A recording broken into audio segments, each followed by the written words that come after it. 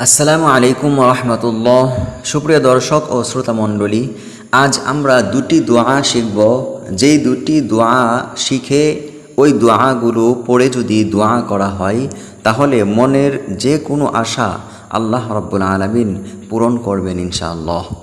আজ আমরা সেগুলো নিয়ে বিস্তারিত আলোচনা করব এবং সেই দোয়াগুলো মুখস্থ করার চেষ্টা করব ইনশাআল্লাহ। মনের আশা পূরণের দোয়া। মানুষ আশা আকাঙ্ক্ষা নিয়েই বাঁচে। মনের আশা পূরণে কত কিছুই না করে থাকে মানুষ। অনেকে অনেক আমলও করে থাকেন, কিন্তু মনের আশা পূরণে ইসমে আজম হলো উৎকৃষ্ট উপায়। ইসম শব্দের অর্থ নাম, আজম শব্দের অর্থ মহান বা শ্রেষ্ঠ। ইসমে আজম অর্থ মহান শ্রেষ্ঠ নাম। মহান আল্লাহ তাআলার অসংখ্য নামের মধ্যে কিছু নামকে ইসমে আজম বলা হয়। তবে সেই নামগুলো কি সে ব্যাপারে অনেক অভিমত রয়েছে। আলেমরা বিভিন্ন নামকে ইসমে আজম বলে অভিহিত করেছেন। পবিত্র কুরআনেও ইসমে আজম রয়েছে। রাসূল সাল্লাল্লাহু আলাইহি ওয়াসাল্লাম এক হাদিসে ইরশাদ করেন, ইসমে আজম সূরা বাকারার 363 নম্বর আয়াতে এবং সূরা আলে ইমরানের 1 নম্বর আয়াতে রয়েছে। ইসমে আজমের মাধ্যমে দোয়া করলে আল্লাহ তাআলা তা কবুল করেন। নিচে সেরকম দুটি দোয়া হাদিসের আলোকে তুলে ধরা হলো। 1 নম্বর দোয়া, আল্লাহুম্মা ইন্নী আসআলুকা বিআন্না লাকাল হামদা লা ইলাহা ইল্লা আনতাল মান্নানু বাদিউস সামাওয়াতি ওয়াল আরদি ইয়া যাল জালালি ওয়াল ইকরাম ইয়া হাইয়্যু ইয়া কাইয়্যুম।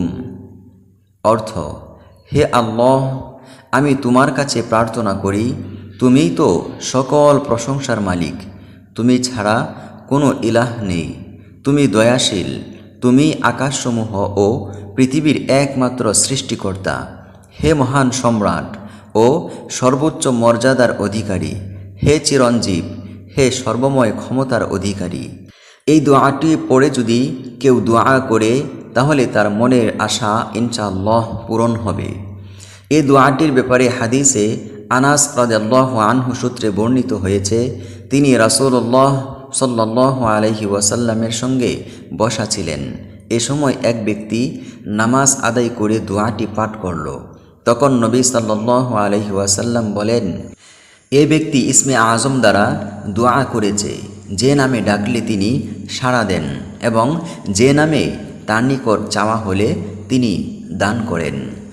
অন্য আরেকটি দোয়া হচ্ছে, আল্লাহুম্মা ইন্নী আসআলুকা আন্নী আশহাদু আন্নাকা আনতাল্লাহ লা ইলাহা ইল্লা আনতাল আহাদুস সামাদু আল্লাযী লাম ইয়ালিদ ওয়া লাম ইউলাদ ওয়া লাম ইয়াকুল লাহু কুফুয়ান আহাদ।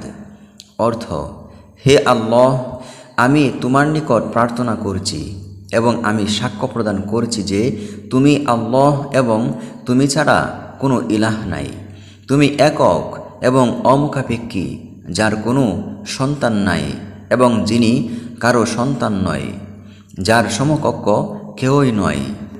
এই দোয়াটি পড়ে যদি কেউ দোয়া করে তাহলে অবশ্যই ইনশাআল্লাহ তার মনের আশা পূরণ হবে। যেমন এই দোয়া সম্পর্কে বর্ণিত আছে হাদিস শরীফের মধ্যে, বুরাইদা রাদিয়াল্লাহু আনহু থেকে বর্ণিত, রাসূল সাল্লাল্লাহু আলাইহি ওয়াসাল্লাম 2 জন লোককে দোয়াটি বলতে শুনেছেন। তখন রাসূল সাল্লাল্লাহু আলাইহি ওয়াসাল্লাম বলেন, তোমরা আল্লাহর কাছে ইসমে আজমের মাধ্যমে চেয়েছ, যার মাধ্যমে চাইলে আল্লাহ তাআলা দান করেন এবং দোয়া করলে আল্লাহ কবুল করেন।